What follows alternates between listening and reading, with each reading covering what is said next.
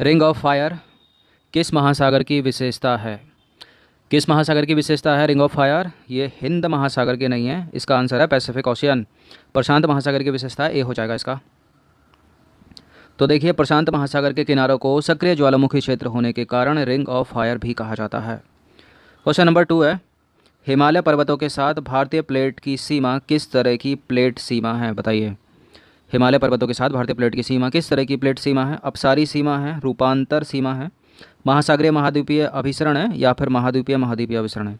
इसका आंसर हो जाएगा डी, महाद्वीपीय महाद्वीपीय अभिसरण है। तो हिमालय पर्वत श्रेणियों के साथ भारतीय प्लेट की सीमा महाद्वीपीय महाद्वीपीय अभिसरण के रूप में है।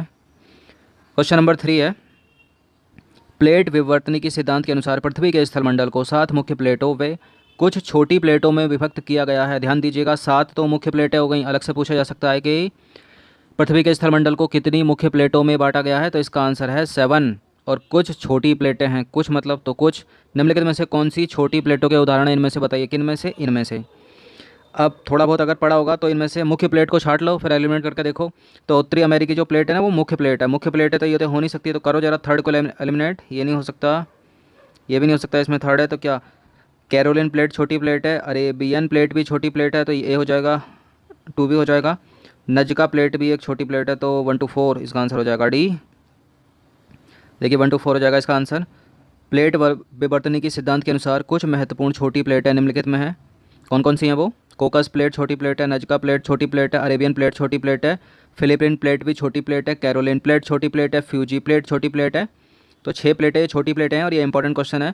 असिस्टेंट कमांडेंट में बहुत पूछते हैं इसको, और उत्तराखंड पीसीएस का फेवरेट है, बार बार पूछा जाता है ये। नंबर 4 है, निम्नलिखित में से कौन सी प्लेट दक्षिण अमेरिका व प्रशांत महासागरीय प्लेट के बीच स्थित है? कौन सी है ये बताइए, कौन सी इनमें से प्लेट है जो दक्षिण अमेरिका व प्रशांत महासागरीय प्लेट के बीच स्थित है? कौन सी प्लेट है? नजका प्लेट, यूरेशियाई प्लेट, प्रशांत महासागरीय प्लेट, या आर्कटिक प्लेट? तो इसका आंसर हो जाएगा बी। जो नजका प्लेट है वो एक महत्वपूर्ण छोटी प्लेट है जो दक्षिण अमेरिकी व प्रशांत महासागरीय प्लेट के बीच स्थित है। कावेरी नदी का उद्गम बताइए। कावेरी नदी का उद्गम, इंपॉर्टेंट नदी है कावेरी नदी, तो ब्रह्मगिरी की पहाड़ियों से निकलती है। कहाँ पर है ब्रह्मगिरी की पहाड़ियाँ? कर्नाटक में, कर्नाटक राज्य के कुर्ग में। तो जो कावेरी नदी है वो कर्नाटक के कुर्ग जिले में ब्रह्मगिरी की पहाड़ियों से निकलकर 805 किलोमीटर की लंबाई तय करती है, तथा 87,900 वर्ग किलोमीटर अपवाह क्षेत्र में प्रवाहित होती है। यह तिरुचिरापल्ली के निकट बंगाल की खाड़ी में मिल जाती है, यानी पूर्व वाहिनी नदी हो गई। क्वेश्चन नंबर 6 है, प्रायद्वीपीय भारत की नदियों में सबसे लंबी नदी कौन सी है? ये भी इंपॉर्टेंट क्वेश्चन है, हर एग्जाम का फेवरेट। इसका आंसर है गोदावरी नदी, 1465 किलोमीटर। सबसे लंबी भारत की कौन सी है? गंगा, 2525, याद रखना।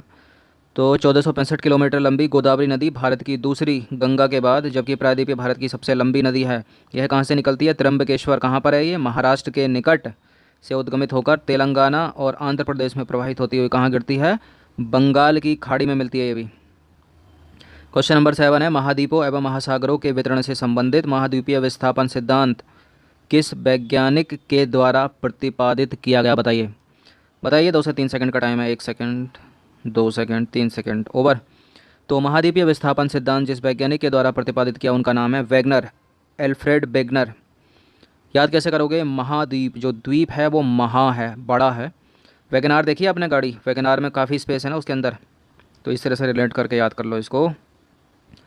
देखिए, जर्मन मौसमविद है अल्फ्रेड वेगनर ने महाद्वीपीय विस्थापन का सिद्धांत सन 1912 में प्रतिपादित किया। यह सिद्धांत महाद्वीप एवं महासागरों के वितरण से संबंधित था। क्वेश्चन नंबर 8 है, सोन नदी, नर्मदा नदी, महानदी का नाम सुना होगा। बताइए कहाँ से निकलती हैं तीनों की तीनों? अमरकंटक से निकलती हैं तीनों की तीनों। अमरकंटक कहाँ पर है? मध्य प्रदेश में है। और ये नदियाँ, सोन नदी, नर्मदा नदी और महानदी का उद्गम अमरकंटक पठार से होता है। महानदी का उद्गम छत्तीसगढ़ के धमतरी जिले में सिहाबा के निकट है, जो सतपुड़ा का ही भाग है। अब इनमें जो 2 नदियां हैं वो पश्चिमी वाहिनी नदी है, और इसमें एक जो नदी है वो पूर्वी वाहिनी नदी है, महानदी। क्वेश्चन नंबर 9 है, दक्षिण भारत की नदियां प्रमुख रूप से निम्न में से कौन सा अपवाह तंत्र रखती हैं?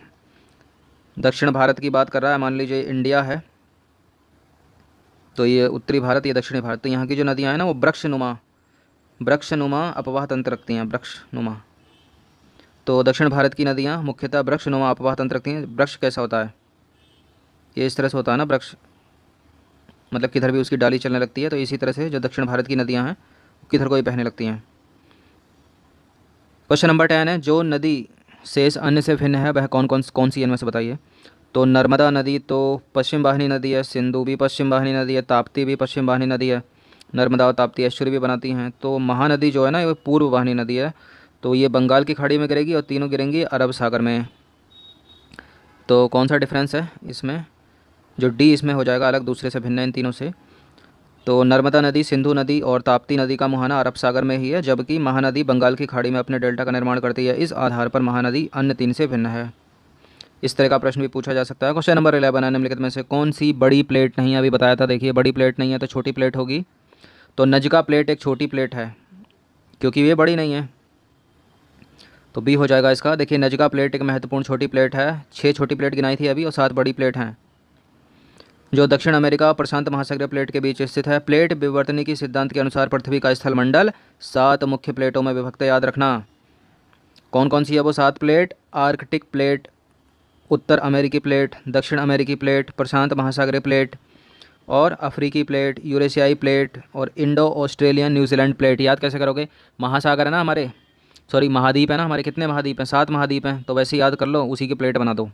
तो आर्कटिक प्लेट हो गई, उत्तरी अमेरिकी प्लेट हो गई, दक्षिणी अमेरिकी प्लेट हो गई, प्रशांत महासागरीय प्लेट हो गई, Indo Australian plate, Indo Australian New Zealand plate हो गई। तो ऑस्ट्रेलिया के साथ आपको इंडो ऑस्ट्रेलियन और न्यूजीलैंड प्लेट जोड़ देना। अफ्रीकी प्लेट, अफ्रीका अलग से महाद्वीप है, और एशिया को यूरेशिया, यूरोप और एशिया बना देना है। थोड़ा सा डिफरेंस करके इस तरह से याद हो जाएगा। तो 7 प्लेटें याद रखना, बड़ी प्लेट मतलब मुख्य प्लेट। भारत की निम्नलिखित नदियों में से कौन हिमालय की सभी श्रेणियों को काटती है? कौन सी नदी है जो हिमालय की सभी श्रेणियों को काटती है? इसका नाम है सतलज। सतलज नदी हिमालय की सभी श्रेणियों को काटती है। तो सतलज नदी तिब्बत में एक स्थित है, राकस ताल, इसको कभी कभी राक्षस झील या राकस लेक के नाम से भी जाना जाता है, बहुत सारे इसके नाम है 2-3। यह उत्तर पश्चिमी दिशा में बहते हुए, देखिए इस शिप की नहीं है, शिप किला दर्रा है, तो इसको शिप की ला छूट गया यहाँ पर। तो शिप किला दर्रे के पास हिमाचल प्रदेश राज्य में प्रवेश करती है। यह हिमाचल की श्रेणियों को काटकर गहरे गार्ज का निर्माण करती है। आगे चलकर यह ब्यास नदी में मिल जाती है। ब्यास नदी में मिल जाती है कौन सी नदी? सतलज नदी। इसकी कुल लंबाई कितनी? 1500 किलोमीटर, याद रखिए। हगरी सहायक नदी है, किसकी है हगरी सहायक नदी? तो तुंगभद्रा की सहायक नदी है हगरी। तो हगरी नदी जो है वो पश्चिमी घाट से निकलकर कर्नाटक और आंध्र प्रदेश से प्रवाहित होकर तुंगभद्रा नदी में मिल जाती है। इसे बेदाबथी नदी के नाम से भी जाना जाता है।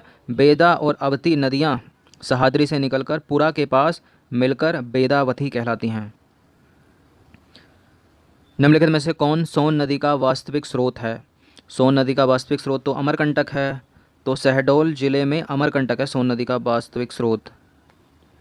तो देखिए सोन नदी की उत्पत्ति मध्य प्रदेश के शहडोल जिले में, जिला है मध्य प्रदेश का, नाम है उसका शहडोल, अमरकंटक के पास से हुई है इसकी उत्पत्ति। और सोन नदी मध्य प्रदेश से उद्गमित होकर उत्तर प्रदेश, झारखंड और बिहार से प्रभावित होकर पटना के समीप गंगा नदी में मिल जाती है।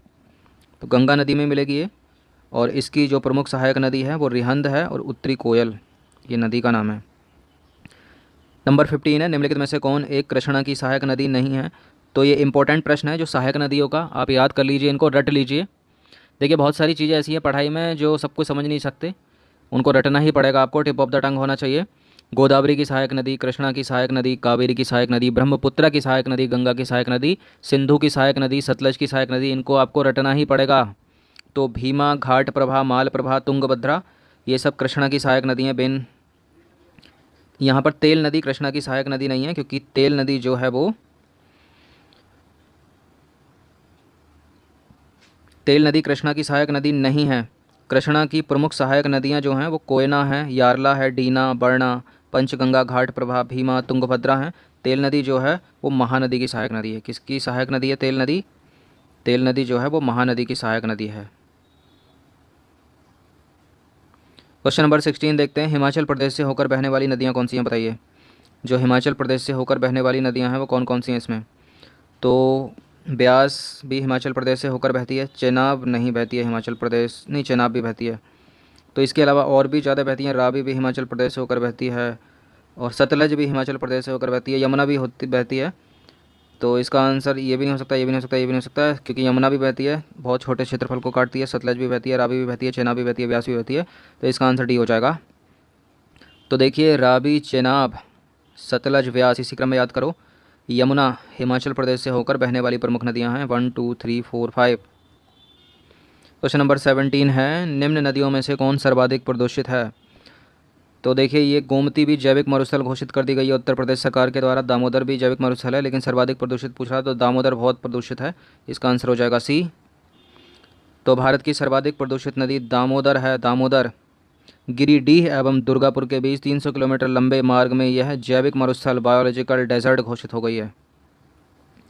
क्वेश्चन नंबर 18 है, निम्न में से कौन सी नदी मध्य प्रदेश से होकर निकलती है और खंबात की खाड़ी में गिरती है? मध्य प्रदेश से निकलकर खंबात की खाड़ी में गिरने वाली नदी कौन सी? माही। कौन सी नदी है? माही। देखिए, माही नदी मध्य प्रदेश से उद्गमित होकर खांडू के निकट राजस्थान के बांसवाड़ा जिले में प्रवेश करती है। यह नदी नरवाली तक बहने के पश्चात दक्षिण पश्चिम दिशा की ओर गुजरात से प्रवाहित होती हुई खंबात की खाड़ी में गिरती है। क्वेश्चन नंबर 19 है, कपिली किसकी सहायक नदी है? बताइए, कपिली किसकी सहायक नदी है? तो कपिली जो है ना, वो ब्रह्मपुत्र की सहायक नदी है। गंडक नहीं है, कोसी नहीं है, गंगा नहीं है। तो ब्रह्मपुत्र इसको बोलते हैं शॉर्ट फॉर्म में। तो डी हो जाएगा। कपिली नदी जो है वो ब्रह्मपुत्र की सहायक नदी है। कामरूप नगर इसी नदी पर अवस्थित है। ब्रह्मपुत्र की ओर सहायक नदियाँ कामेंग है, दिहांग, दिबांग, लोहित है, सुबनश्री, धनश्री। इंपॉर्टेंट है, सबके नाम याद रखिए। ब्रह्मपुत्र मोस्ट इंपॉर्टेंट नदी है, उसकी सहायक नदियाँ भी इंपॉर्टेंट बहुत पूछी जाती हैं, चाहे परीक्षा पीसीएस की हो या यूपीएससी सिविल सेवा की। त्रिवेणी नहर में किस नदी से पानी आता है? बताइए, त्रिवेणी नहर में जिस नदी से पानी आता है उस नदी का नाम है गंडक। सी हो जाएगा इसका आंसर। तो त्रिवेणी नहर त्रिवेणी कैनाल में गंडक नदी से पानी आता है। यह पश्चिम चंपारण जिले में स्थित है। तो इम्पोर्टेंट थे ये 20 प्रश्न, सीधे सीधे मिलेंगे आपको परीक्षा में।